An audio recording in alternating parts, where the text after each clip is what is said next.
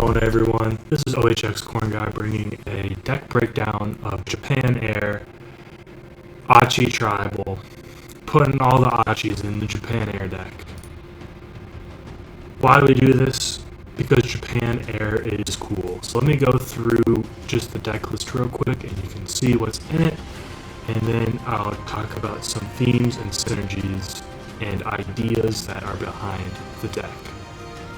So we got 3 air subs, we got your 1-drops, we got Admiral Yamamoto, 1 Albacore, 2 Aichis, Rule the Skies, all 3 of the Bombers, and 1 Suzy, Audacity, 2 Supply Runs, 2 Zeros, and 2 Unleashes and Kika. It's pretty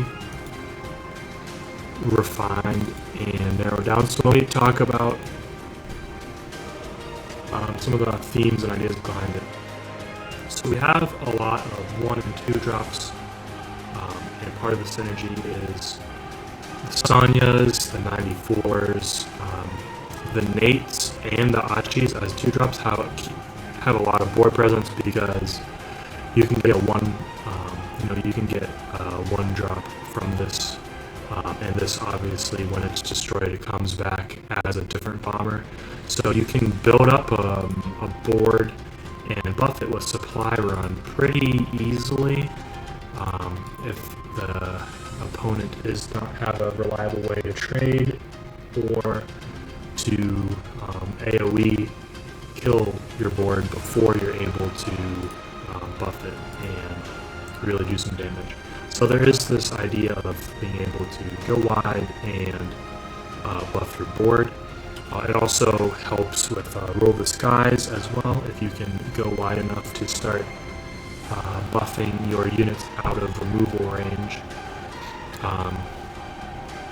So you'll see also with the full 94 stack, the Sanyas and the Albacore and the Suzy, there is some hard targeted removal in this list, for threats with the air subs to get rid of opponents' threats early in late game. If you save your pins for the right time, you can pin multiple units with the Suzy and use just one individual surprise attack to kill the unit.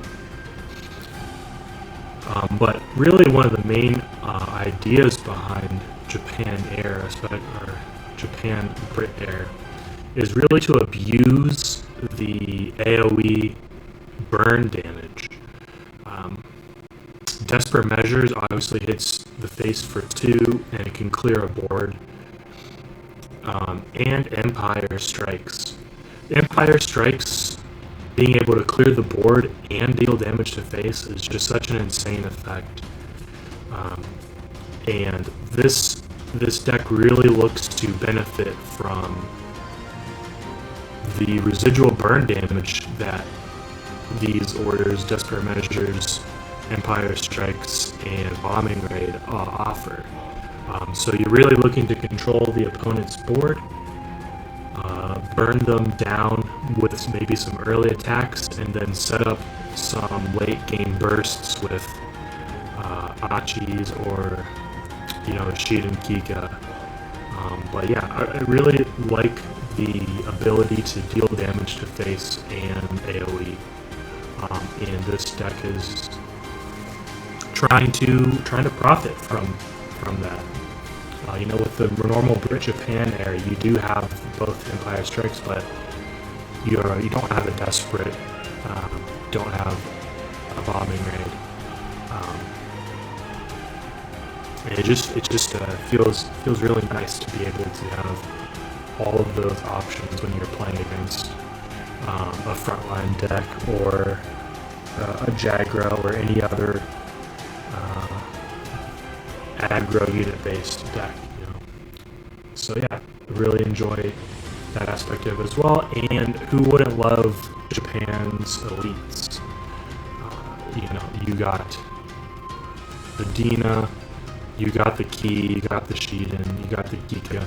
Some of my favorite elites in the game, all in one deck. Makes the deck fun to play.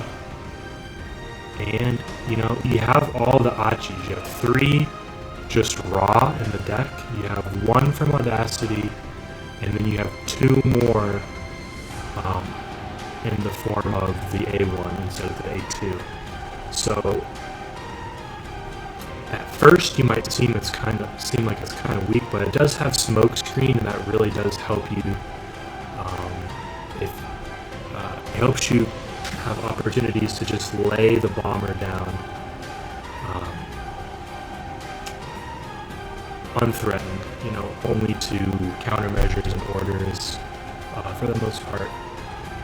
With the smokescreen does give it a lot of protection, and very often this has at least 5-7 attack. You can swing the opponent's face for a huge amount of burst damage out of nowhere. You have 1 Aichi down, you play 2, you buff it, and all of a sudden you're swinging for 9. Yeah, it's a little bit better than you would think at first. Go ahead and try it. Yeah, and it's a lot of fun, especially if you have Rule the Skies up and you start buffing your Aichis.